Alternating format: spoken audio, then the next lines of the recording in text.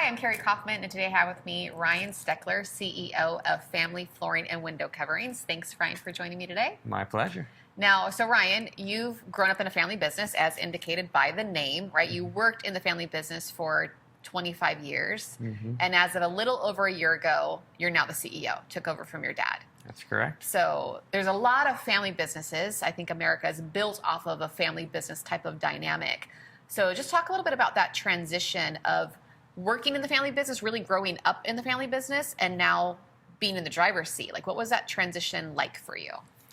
It was a little scary at first, as a matter of fact. I didn't know how to approach my dad because there was really no exit strategy. There was nothing put in place except to, hey, one day you may take over kind of scenario. And so it wasn't until I got the nerves just to say, I thought it was supposed to be this formal thing. I have to sit down with my dad, and we don't have that kind of relationship as far as formality. So one day I just decided, I'm just going to talk to him about it. Easy. Call him on the phone. It's easy, right? And so once I did that, he said, yeah, and we just kind of hashed it out.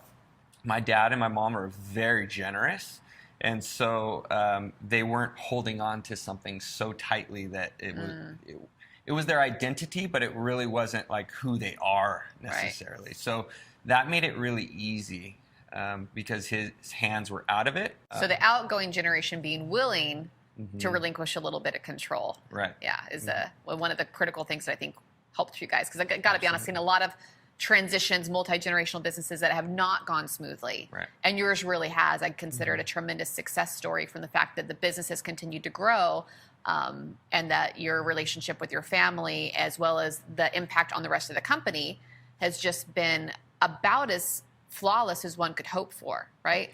For the most part. So yeah. Considering you didn't have a formal plan, how did you really prepare? Like, prepare yourself for it, or prepare the rest of the team for what was to take place?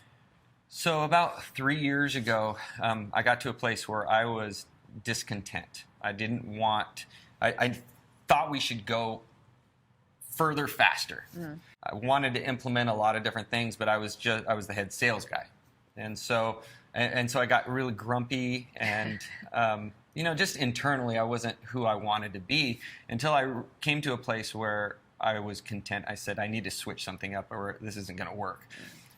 Once I said, hey, I'm content with where I am, I'm going to work hard at what I'm doing right now and who I am, then everything just switched like that. So I no longer was grumpy at my parents thinking, this is what we need to do, this is what we need to do, quick, go. Right. It was really a matter of, this is his business and I'm okay with that. I'm going to work and be content with what I have. Once I did that, my mind shifted, everything shifted, I became happy, I sold more than I ever did before.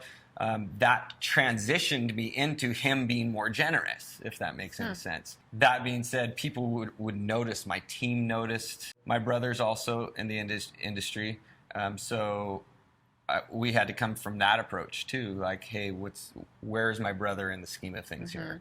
Which was a little bit challenging, but communication is huge. Yeah. Just talking about it, being generous with time and thoughtful and really loving is what it comes down to. Yeah, absolutely. Because if you're not loving, then if you don't come from that place of love, and you're just speaking down at your family members, it's just not going to work. Right. If the business becomes more important than the family, right, or exactly. at least feels to be more important than the family. So then you did make the transition.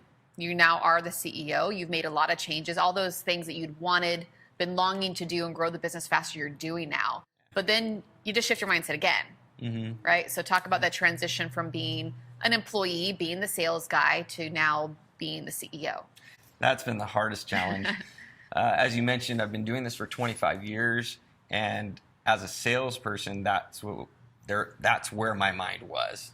A salesperson. I have to meet this goal of sales every year, and this just more recently, 2019. I didn't hit my goal, but I was doing so much more. Except the business grew. Yeah, exactly. I was a business owner, but everything grew. Our margins grew, our profit, everything grew.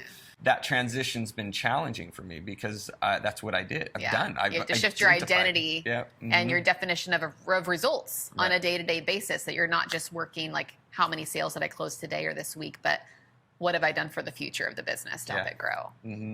Absolutely. And it's like, what do I do right now? What am I supposed to do?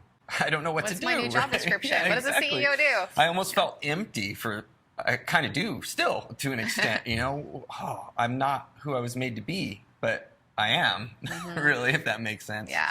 Yeah, I think that's a transition that a lot of business owners struggle with is what is their identity? What is their role? What's their level of contribution when we're so used to getting an immediate result? Answer the question, make the sale, solve the problem, right? Immediate result. And now you're transitioning your mindset into longer-term growth strategy. So awesome. Any final tips you'd like to share for family businesses or multi-generational or changing hands from one generation to the next? I would say the primary thing is to communicate.